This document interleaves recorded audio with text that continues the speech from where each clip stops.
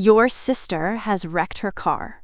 We are draining your college savings account to buy her a replacement, Mom texted, the words illuminating my cracked phone screen while I sat in the silent, fluorescent-lit high school library reviewing advanced calculus formulas. I stared at the digital message, feeling a cold, absolute certainty settle into my chest as I realized the $22,000 I spent 4 grueling years accumulating was gone.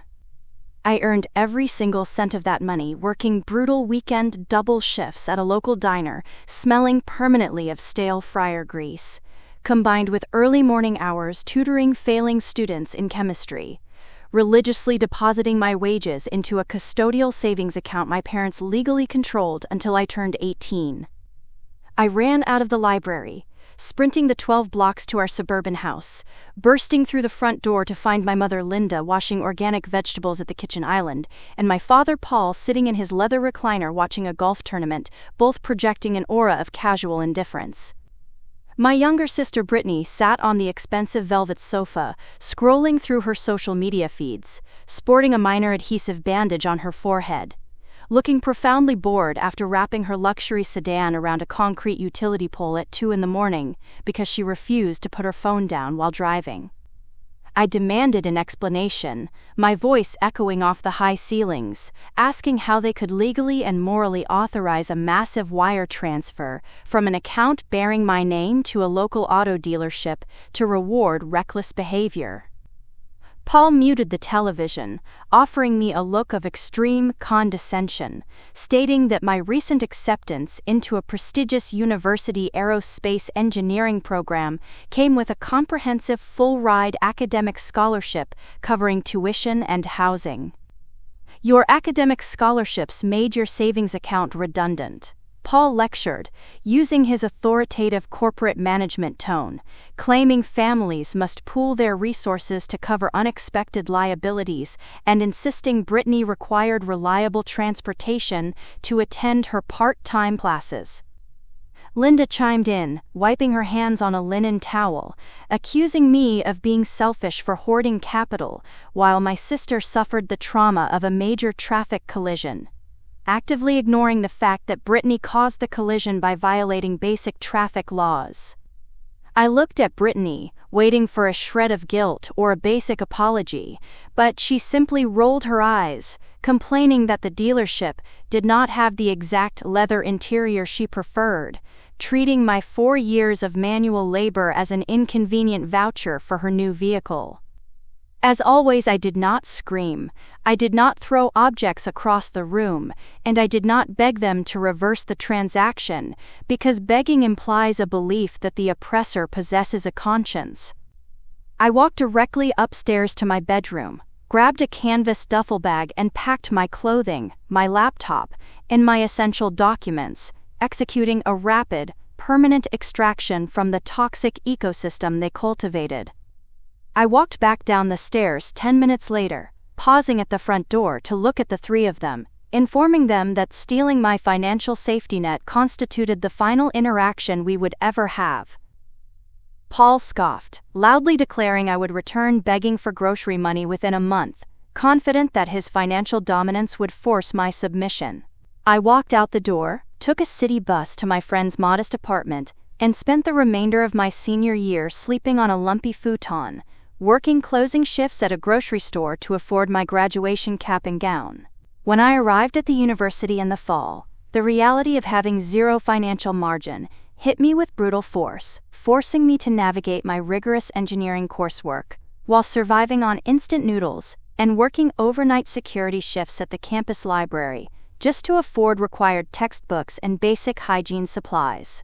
The extreme exhaustion threatened to break me during those first 2 semesters, but every time I felt the urge to quit, I remembered the sight of Brittany scrolling on her phone while my father authorized the theft of my blood and sweat. I channeled that raw betrayal into my academics, treating my engineering degree not just as an education, but as a weapon of absolute independence, securing a highly coveted lucrative internship with a major defense contractor by the end of my sophomore year. I built an impenetrable fortress around my life, ignoring the sporadic, superficial holiday text messages my mother sent, pretending our family dynamic remained normal, refusing to acknowledge their existence while I transformed my trauma into undeniable professional success. 2 years later, my reality looked vastly different than the struggling, exhausted student who walked away from her childhood home with nothing but a canvas bag. I accepted a permanent junior engineering role at the defense contractor while finishing my senior year, earning a 6-figure salary, renting a pristine high-rise apartment overlooking the city skyline, and building a massive investment asset through disciplined, aggressive financial planning.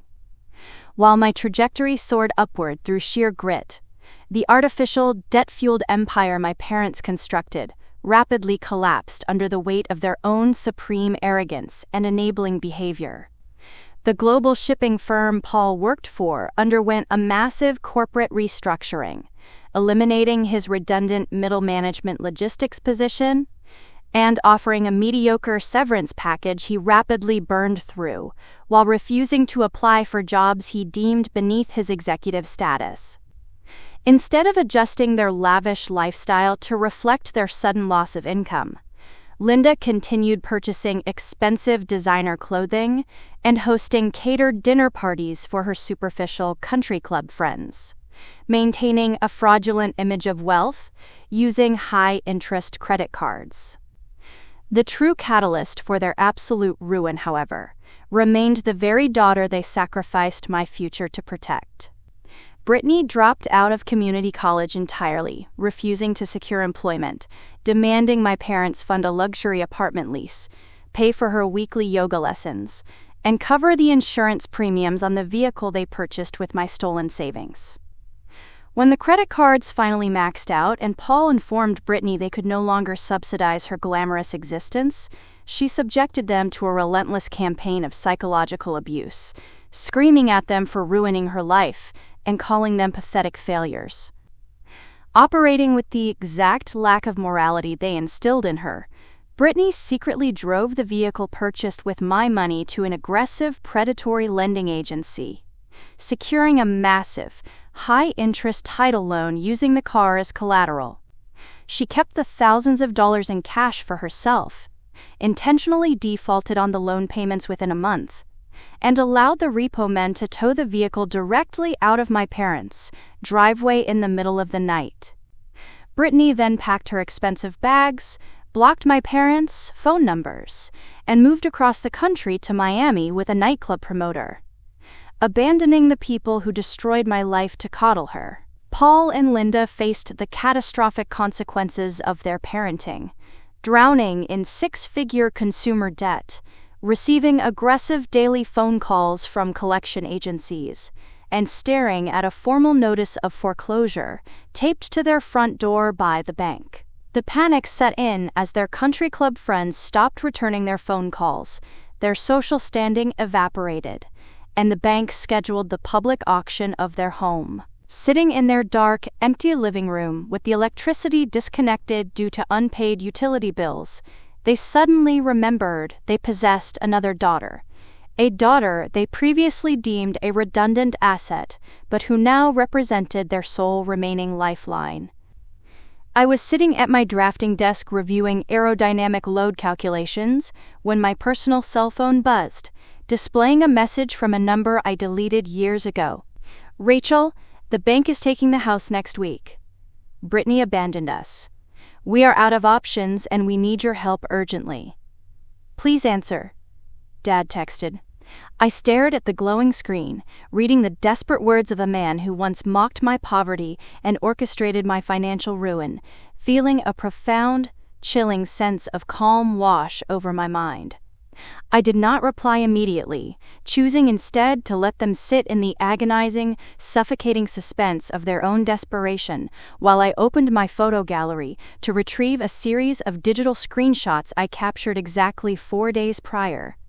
Brittany had managed to track down my private cell phone number through a mutual high school acquaintance, sending me a sudden, arrogant text message asking for a $5,000 loan to secure VIP bottle service tables in Miami. In that text exchange, Brittany openly bragged about bleeding our parents dry, mocking their impending foreclosure, and calling them, quote, pathetic, gullible deadbeats who deserve to live on the street. She laughed about securing the title loan on the car, explicitly stating she milked the cow until it died, and expected me to fund her new lifestyle because I supposedly owed her for being the successful sibling. I took high-resolution screenshots of her entire venomous rant, saving the undeniable proof of her absolute sociopathy, before permanently blocking her number without sending a single word in response. Now, reading Paul's desperate plea for salvation, I realized the universe handed me the perfect, devastating instrument of retribution. I opened the text thread with my father, attached the 4 screenshots displaying Brittany's horrific, unfiltered disgust for them, and allowed the images to deliver the initial crushing blow to their fragile reality. I watched the read receipts indicate the exact second Paul opened the images, imagining the brutal psychological impact of seeing his beloved golden child refer to him as a pathetic deadbeat who deserved homelessness. Then, I typed my response, crafting a message devoid of profanity or emotional hysteria, weaponizing the exact logic they used to justify stealing my future. I reviewed your urgent request for financial intervention, I typed. I find your current situation unfortunate, but entirely predictable. I have attached the recent communications from the daughter you chose to invest in. Furthermore, your decades of adult corporate experience make my financial assistance redundant. I suggest you pool your resources to cover your unexpected liabilities. I consider the $22,000 you stole from me an advance on my inheritance, and this message serves as my permanent resignation from your bloodline. Ask Brittany for a tent. I pressed send, locked my phone, and returned to my engineering calculations, feeling the final, heavy chains of my past dissolve into nothingness. 2 hours later, I received a frantic phone call from my Aunt Susan, my father's sister, who possessed a history of acting as the family peacekeeper. I answered the call out of mild curiosity. Susan sounded horrified, her voice trembling as she relayed the catastrophic aftermath of my text message. She explained that reading Brittany's cruel words, combined with the cold, absolute finality of my rejection, triggered a severe physiological reaction in my parents. The realization that they sacrificed their honorable daughter to fund a parasite who viewed them as disposable garbage broke their minds. Paul collapsed in the living room, suffering from a massive panic attack, struggling to breathe as the sheer weight of his failed life crushed his chest, while Linda literally threw up in the kitchen sink, physically sick from the overwhelming shame and the inescapable truth of their self-inflicted ruin. Susan begged me to reconsider, claiming family must stick together during crises, and warning me I would regret leaving my parents homeless. I informed Susan I possessed zero regrets, stating that shielding abusers from the consequences of their actions simply enables future abuse, before hanging up the phone and blocking her number along with the rest of the extended family. The bank foreclosed on their house the following Tuesday, auctioning the property to a corporate developer who promptly evicted them, forcing Paul and Linda to move into a cramped, decaying motel room on the industrial edge of the city. I never saw them again. I continued my ascent in the aerospace industry, securing patents for my structural designs, building a life of uncompromising peace, and eventually purchasing a sprawling modern home in the mountains entirely with my own clean capital. The betrayal they inflicted on me during my senior year of high school was designed to teach me that my hard work meant nothing in the face of their authority. Instead, it taught me that relying on toxic people guarantees destruction, and that the ultimate, most devastating revenge requires no screaming, no violence, and no illegal retaliation.